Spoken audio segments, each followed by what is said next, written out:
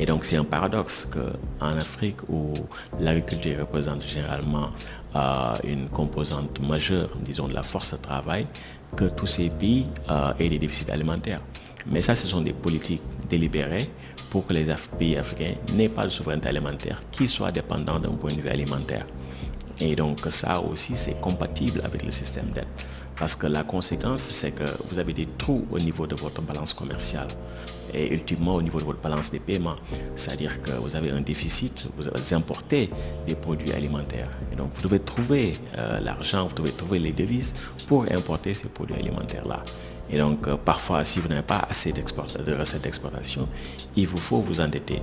Et si vous vous endettez auprès des institutions financières internationales, elles vont vous soumettre à des conditionnalités qui font que votre problème ne va pas être résolu. Parce que ce n'est pas le but du FMI ou de la Banque mondiale de résoudre les problèmes de développement. Leur perspective, c'est comment créer des opportunités d'investissement lucratifs pour, disons, les monopoles des pays du Nord. C'est ça le rôle du FMI et de la Banque mondiale.